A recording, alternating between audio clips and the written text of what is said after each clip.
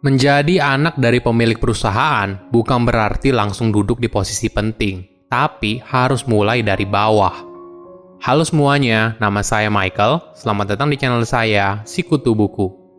Kali ini saya akan bahas kisah inspiratif dari Jonathan Sudarta, CEO dan co-founder dari Halodoc. Buat yang belum tahu, Halodoc adalah aplikasi yang membantu kita untuk bisa berkomunikasi langsung dengan dokter, membeli obat, hingga melakukan pemeriksaan laboratorium hanya lewat smartphone. Sebelum kita mulai, buat kalian yang mau support channel ini agar terus berkarya, caranya gampang banget. Kalian cukup klik subscribe dan nyalakan loncengnya. Dukungan kalian membantu banget supaya kita bisa rutin posting dan bersama-sama belajar di channel ini. Jonathan Sudarta merupakan mahasiswa lulusan jurusan marketing dan e-commerce di Curtin University, Perth, Australia.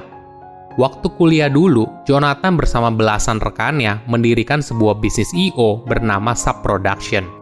I.O.-nya lumayan sukses dan banyak membuat proyek besar dalam bidang entertainment. Bagi Jonathan saat itu, pekerjaan yang dijalaninya sangat cocok dengan passion.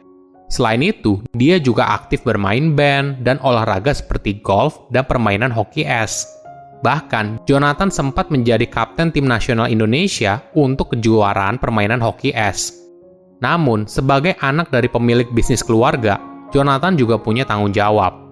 Dari awal, Jonathan sudah dipersiapkan oleh ayahnya menjadi penerus dari PT Menjangan Sakti atau dikenal dengan nama Mensa Group. Buat yang belum tahu, Mensa Group adalah perusahaan yang fokus utamanya bergerak di bidang kesehatan dan farmasi. Namun waktu itu, belum ada passion dari dirinya untuk bergabung ke dalam bisnis keluarga. Bahkan orang di lingkaran terdekat ayahnya sempat meragukan Jonathan. Mereka merasa kalau Mensa Group diteruskan oleh Jonathan, maka masa depan perusahaannya akan buruk. Maklum saja, setiap kali liburan kuliah, Jonathan pulang ke Indonesia dan diharuskan ke kantor untuk mengikuti rapat-rapat yang penting. Namun sepanjang rapat, Jonathan kelihatan tidak antusias.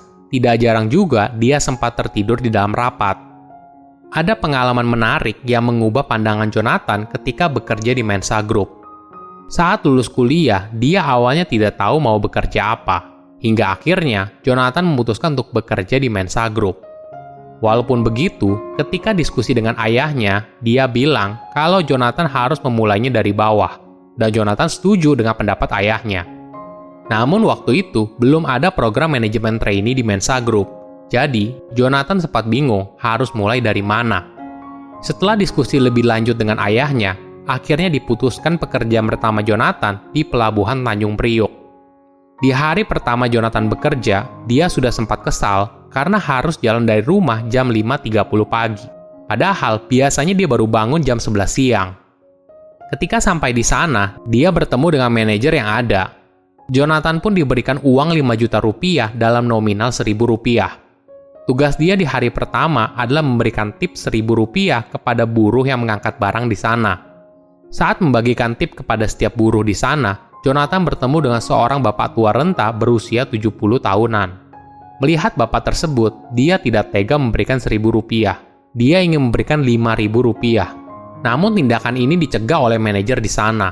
Karena apabila Jonathan memberikan bapak tua itu 5.000 rupiah sebagai tipsnya, maka keesokan harinya, semua orang akan meminta tips yang sama, yaitu 5.000 rupiah. Akhirnya, Jonathan memberikan 1.000 rupiah kepada bapak tua tersebut, dan dia melihat sendiri raut wajah bapak tua itu yang tulus mengucapkan terima kasih.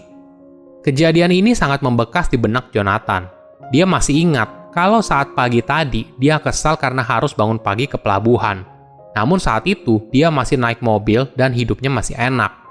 Di sisi lain, dia iba melihat bapak tua itu dan ingin membantu, namun situasi tidak memungkinkan.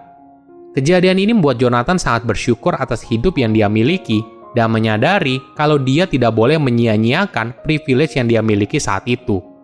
Jonathan pun akhirnya melihat hidup dengan cara yang berbeda. Dia menganggap pekerjaan yang dia jalani saat itu sebagai kegiatan, bukan lagi hanya sekedar pekerjaan. Inilah yang membuat dia akhirnya memiliki passion atas apa yang dilakukan. Pekerjaan Jonathan selanjutnya adalah menjadi sales medical representative untuk produk farmasi di salah satu anak perusahaan dari Mensa Group. Namun menariknya, dia di sana tidak bergabung sebagai anak dari pemilik Mensa Group, tapi berusaha berbaur dengan sales yang lain. Bahkan dia sempat mengganti namanya saat di sana. Saat itu, dia belajar bagaimana menjadi seorang salesman dari perusahaan farmasi untuk mempromosikan obat perusahaannya kepada dokter. Bayangkan saat itu, mayoritas medical representatif adalah lulusan SMA dan mereka harus bisa berinteraksi dengan dokter yang notabene tingkat pendidikannya jauh lebih tinggi. Inilah tantangan yang dipelajari oleh Jonathan. Dia masih ingat, ketika hari pertama menjadi salesman di Garut, Jonathan menunggu janji temu salah satu dokter di sana hingga jam 2 pagi. Selain jam kerja yang panjang, di hari pertama dia juga mengalami kejadian yang tidak mengenakan. Mejanya digebrak oleh dokter karena dokter tersebut komplain kenapa Jonathan menemui dia jam 2 pagi, padahal dokter tersebut sudah capek melayani pasien sampai subuh. Kejadian ini tidak membuat Jonathan menyerah. Dia terus datang setiap hari jam 2 pagi ke tempat praktek dokternya. Hingga suatu hari, dia berhasil mendapatkan janji bertemu dengan dokter tersebut. Ini adalah sesuatu yang bisa didapat hanya melalui pengalaman. Tidak bisa hanya melalui pengetahuan saja, dia harus mengalaminya sendiri. Selain itu, dia merasakan sendiri bagaimana rekan-rekannya yang lain mengatur keuangan pribadi mereka, karena mereka hidup dari hari ke hari. Ini merupakan pengalaman yang berharga dan sebelumnya tidak pernah dirasakan oleh Jonathan. Dari situ, karirnya kemudian naik hingga jabatan terakhirnya menjadi Managing Director di Mensa Group. Setelah 15 tahun bekerja di perusahaan keluarga, Jonathan akhirnya memutuskan untuk mendirikan usaha sendiri. Usaha inilah yang kemudian bernama Halodoc. Ide awal Halodoc berasal dari pengamatan Jonathan kalau ada ketimpangan akses layanan kesehatan di Indonesia, khususnya bagi mereka yang tinggal di luar kota besar. Hal ini disebabkan jumlah dokter dan jumlah penduduknya masih jauh dari seimbang. Jonathan memberikan data kalau hanya ada 3 dokter per 10.000 populasi orang. Bahkan, kalau tinggal di luar kota besar, pasien akan sangat sulit bertemu dengan dokter spesialis. Contohnya, saat dia menunggu untuk bertemu dokter sampai jam 2 pagi. Saat itu, dia juga bertemu dengan pasien yang juga menunggu waktu bertemu dengan dokter hingga larut malam. Bagi warga yang tinggal di kota besar, mereka juga punya masalah yang berbeda.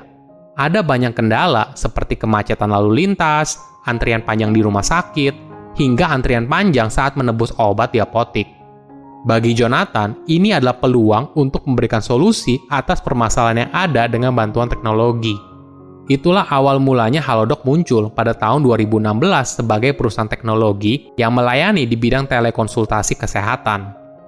Walaupun idenya sangat solutif, saat itu belum ada model bisnis seperti itu di Indonesia. Jonathan lalu pergi ke Kementerian Kesehatan untuk mempresentasikan idenya. Awalnya dia mendapat penolakan dari staf Kemenkes di sana.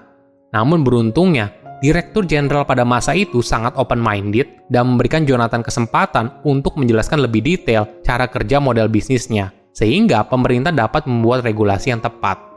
Hingga akhirnya, saat ini Halodoc sudah menjadi mitra pemerintah dalam bidang telemedicine penanganan COVID-19, sehingga akses layanan kesehatan dapat lebih merata di Indonesia, khususnya untuk masyarakat di daerah terpencil. Menjadi anak dari pemilik perusahaan bukan berarti langsung duduk di posisi penting, tapi harus mulai dari bawah. Pengalaman ini akan menempa kamu menjadi pemimpin yang hebat di masa depan. Silahkan komen di kolom komentar pelajaran apa yang kalian dapat ketika tahu informasi ini. Selain itu, komen juga mau tahu informasi apa lagi yang saya review di video berikutnya. Saya undur diri, jangan lupa subscribe channel YouTube Sikutu Buku. Bye-bye.